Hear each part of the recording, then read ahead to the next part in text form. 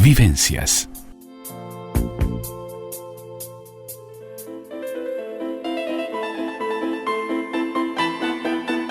El todo y sus partes. La columna de Carmen Molinas Bonilla en Vivencias. Y ya estamos con el todo y sus partes de Carmen Molinas Bonilla para hablar hoy de Sisí Isabel de Baviera, la famosa Sisí Isabel Amelia Eugenia, duquesa en Baviera, una princesa bárbara, conocida por haber sido emperatriz de Austria y también reina consorte de Hungría, entre otros muchos títulos inherentes a la casa de Habsburgo-Lorena, cuya vida quedó plasmada en el cine y en varios libros. Pero hoy la vamos a descubrir de cerca quién fue Sisí Isabel de Baviera. Muy buenas tardes, Carmen, muy bienvenida. Rita, buenas tardes para ti, para tu equipo y para la audiencia. Un gusto, como todos los lunes. Y qué vida apasionante la de esta mujer, ¿eh? Sí, hay que pensar además que fue tan famosa por su belleza, por sus actitudes, sí, por su forma de vida, por su origen, por su casamiento, por todo, que, como bien dijiste, han hecho películas, libros, y nos han presentado aquella famosa Sisí emperatriz que nos enamoró a todos, y con Romy Schneider, sí, con esa Sisí que era de una dulzura absoluta, que era maravillosa, pero en realidad detrás de todo eso está su historia real, ¿no? Claro, que es un poco lo que vamos a ver contigo, la historia real, no tan endulcorada como en el cine, ¿no? En realidad, ella al cumplir los 35 años, Isabel de Baviera, esa famosa Sisí, que era su sobrenombre, sí, hay quien dice que el sobrenombre verdadero era Lisi, sí, pero bueno, se la conoció más por Sisí, el sobrenombre que es una especie de contracción de su nombre Isabel. Ella a esa edad decidió ocultar su rostro tras un abanico, protegerse con una sombrilla de la mirada de los curiosos. A ver, ¿y por qué? ¿Por qué todo esto? Porque ella había sido considerada la emperatriz más hermosa de Europa, y estaba harta de ser contemplada por el pueblo como un ídolo, ¿no? Y se negaba a interpretar ese papel de emperatriz encantadora de ese poderoso imperio austrohúngaro en una corte que ella detestaba porque la consideraba anticuada, perversa, siempre se sintió una extraña. Y bueno, y ella fue desarrollando, no sé si tal vez por esa admiración profunda que tenía toda la gente por su belleza, sí, ella fue desarrollando una especie de que hoy le llamaríamos TOC, trastorno obsesivo compulsivo, ¿no? Sí. Entonces, cuando empezó a considerar que ya no era la belleza que pensaba, no olvidemos que ella se casó a los 16 años. Claro, a los 35, muy jovencita. Ya había pasado casi 20 años, ¿no? Sí, entonces sí. No se dejó retratar nunca más para que nadie fuera testigo de su decadencia física que a ella tanto la angustiaba. Pero por otro lado, esa leyenda sobre su belleza, sí, se opacaba mucho con la de su excéntrico comportamiento, porque ella tenía extravagancias, rarezas que se podrían llenar páginas enteras de un libro, ¿no? A ver, ¿y cómo qué, Carmen? Y sí, fruto de esa enfermedad, de ese trastorno obsesivo compulsivo, ella era anoréxica, a la vez bulímica, se atracaba de chocolates y como bulímica después vomitaba, a la fuerza, por supuesto. Sí, sí.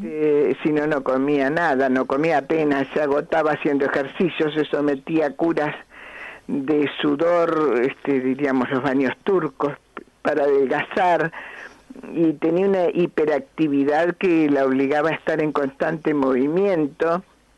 Se hizo instalar en su dormitorio anillas, espaldares, en los cuales se quedaba absolutamente agotada, pero lo hacía porque ella quería mantener siempre el peso de sus 16 años, la figura de sus 16 años.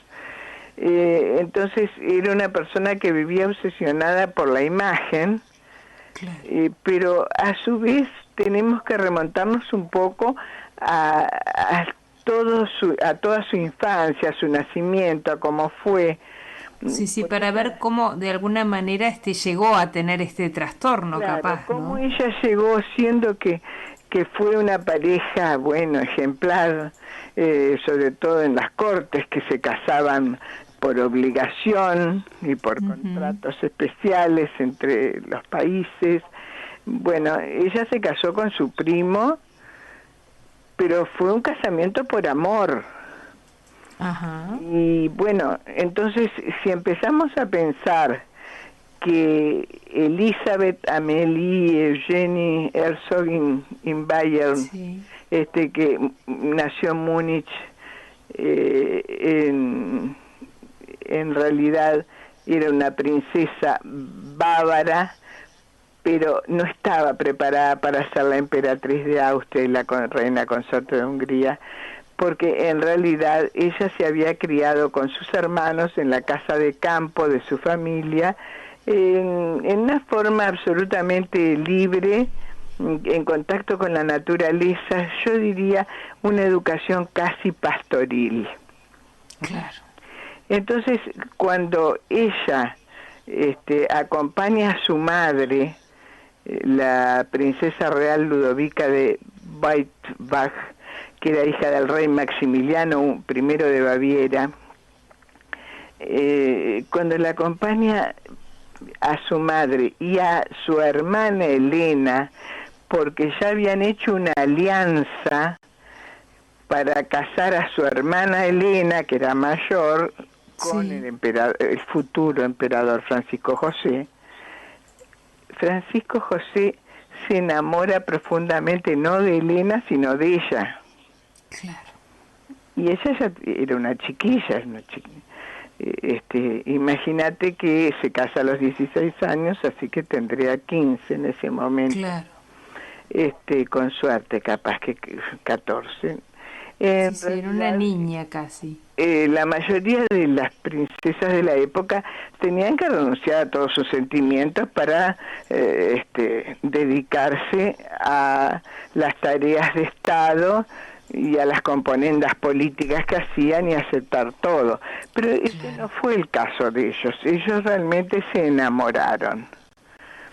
Lo que nunca pensó, en realidad ella, que era tan criada en la libertad y con un padre muy especial, que en realidad Maximiliano de Baviera, el duque Max, como le llamaban, era un hombre liberal, bohemio, tan excéntrico, que como no tenía grandes obligaciones de la corte, él hacía, hasta un circo había organizado. Tenía un circo en el cual él actuaba también, Sí. A Ludovica, la madre, le costó mucho acostumbrarse a esa vida bohemia de su esposo. Su esposo además tenía escándalos amorosos y también de los otros, de actitudes como desde emborracharse hasta traer todo tipo de gente al hogar. Ya te digo, tenía un circo, había hecho un café París, que le llamaba, que era para cantantes, todo dentro de su hogar, ¿no? Que por supuesto, tremendos palacios, que había lugar para todo, pero igual. Bueno, pero esto habla de dónde fue criada Sisi, en un hogar muy particular. En ese hogar tan particular, tan liberal, es una familia nada corriente, con muchísimos hermanos y hermanas. En ese palacio donde vino al mundo desde pequeña, donde veía a su padre actuar, donde había un salón de baile con un friso enorme de Baco, ni más ni menos, el dios del vino, ¿no? De 40 metros de largo, donde se reunían círculos de amigos, escritores, artistas bohemios. Era era algo muy especial, ¿no? Su padre Claro. era un apasionado de la música popular, era un célebre compositor de cítaras, iba a hacer viajes largos por Oriente y luego traía determinados, para asombro de todos, determinados instrumentos, incluso llegó a traer 3 esclavos negros que causaron sensación en ese lugar, en esa época. Claro. Entonces imagínate, ella vivía andando a caballo, además costumbre que mantuvo después, por supuesto. Sí, sí. Pero resulta que cuando llega ya para casarse a esa corte tan ceremonial, tan seria, tan llena de fastos, tan llena de obligaciones, ella se empieza a sentir sofocada, ¿no? Los habitantes de Viena querían tener una emperatriz como Sisi, porque el año anterior Napoleón III había contraído matrimonio con la hermosísima española Eugenia de Montijo, ¿no? Entonces había convertido a París en el centro de la elegancia y el buen gusto europeo. Entonces, Cosa que sí lo tenía. y lo que sucede es que esperaban de ella, las expectativas, como ella era tan bonita, que con este matrimonio los austríacos esperaban que Viena recuperara su antiguo esplendor gracias a ese encanto y juventud de su emperatriz. O sea que era otra carga más para ella estar siempre bonita, siempre bellísima, siempre vestida perfecta, siempre deslumbrante. Bueno, y además de seguir todo ese protocolo que significaba ser princesa, ¿no? Eso fue lo peor.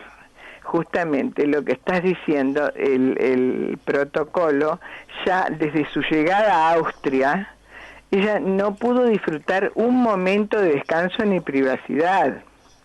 Entonces, fatigada, nerviosa por la larga travesía, imagínate, y las interminables recepciones antes de la boda.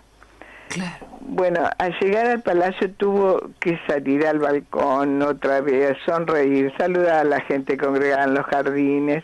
Bueno, hubo unas solemnes ceremonias en la cual se dice que tuvo que dar la mano a más de 1000 personas, siempre parada, siempre sonriente, siempre sin un gesto de cansancio. Bueno, todo eso se prolongó hasta bien entrada la noche, pero resulta que cuando ella se retira a sus aposentos rendida de cansancio, le quedaba por conocer a la gente que le había puesto su suegra, que era muy dominante, y le puso lo que ella consideraba sus espías, las espías de su suegra. Sofía de Esterházy, que era princesa de Liechtenstein, era una dama de 56 años que se convirtió no solo en su dama de honor, se convirtió además en la espía de su suegra, en una especie de institutriz para ella, al extremo que no la dejó dormir. Le dio un cuaderno con el ceremonial para la introducción en la corte imperial de Su Alteza Real, la Serenísima Princesa Isabel de Baviera, que debía estudiar su contenido al pie de la letra para el día siguiente. Claro. Porque al día siguiente no tenía que cometer el menor desliz. Y todo tenía que seguir esa tradición que se mantenía inalterable desde siglos atrás, ¿no? Claro, y debía estar deseando descansar esa noche, bueno, por imposible. Supuesto que no pudo. Entonces, el día de la boda, que fue un fasto fantástico, una cosa extraordinaria, bueno, hizo su entrada en una carroza tirada por 8 caballos blancos, con crines trenzadas, lacayos vestidos de gala, peluca blanca.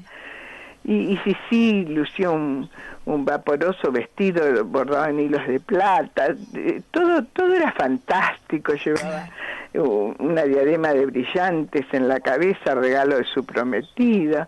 Pero para vestirla habían tardado 3 horas. Ya imagínate parar 3 horas antes de... Claro, ya estaba cansada. Todo ese ceremonial que implicaba todo esto que estás diciendo es impresionante. Esa boda imperial que tuvo lugar en la tarde del 24 de abril de 1854 en la iglesia de los Agustinos. Bueno, fue oficiada por el arzobispo de Viena. Sí. Todos coincidieron, y los historiadores también, que el insuperable boato y la magnificencia de este enlace era pensado para mostrarle al mundo el poderío del imperio austríaco, ¿no? Pero a nadie le fue ajena la situación de Sissi, porque ella, bueno, mientras fue en la carroza, la gente del pueblo la vio llorando todo el tiempo. Menos mal que la carroza era cerrada. Sí, sí. Bueno, imagínate cómo llegó a la boda. Pero claro, era tan bonita y estaba tan arreglada, y con toda esa pompa monárquica, los jóvenes novios tan atractivos. Sí, sí. Bueno, ella 16, él 24, eran como protagonistas de un cuento de hadas. La gente se olvidó de las lágrimas de la pobre Sissi. Claro. Ella parecía radiante en la boda. Claro. Y bueno, era tan bella que los invitados, y estaba tan adornada con rosas frescas, un ramo de rosas frescas prendido sobre su pecho, y era con esa diadema que ya describimos. En fin, la gente se enamoró de ella, no vio sus lágrimas. Claro. Lo que sí le llamó la atención era la palidez y la seriedad de su rostro. Claro, esto es como, digamos, Carmen, la antesala, digamos, para poder entender también ese comportamiento, ese toque que ella después adquirió con el correr de los años, después ¿no? adquirió, como bien dices, la antesala fue todo esto, porque ella además se imaginó que iba a vivir tal vez no tan libre como vivió en su Múnich, en su Baviera natal, pero de otra manera, ¿no? Y con una corte con más amplitud de criterios. Pero además allí empezó todo el grave problema empiezan con la guerra con Italia. Claro. El emperador Francisco José, que cree que va a tener victorias, lo que tiene es derrotas. Claro. Entonces, hay otras situaciones en las cuales también todo ese boato de la corte quería tapar un poco las derrotas, y ella realmente amaba a su esposo y se preocupaba por él. Claro. Pero el tiempo ya no le pertenecía. Ella tenía que soportar esa lista interminable de fiestas, ceremonias, desfiles militares, recepciones, respectivos cambios de vestuario, hasta 3, 4, 5 veces al día sin perder la sonrisa. En el rígido ceremonial que tenían los Habsburgo, nadie se podía dirigir a ella, sino únicamente responder si ella hablaba. Bueno, y los fracasos de su esposo. Sí, todo esto va sumando, ¿no?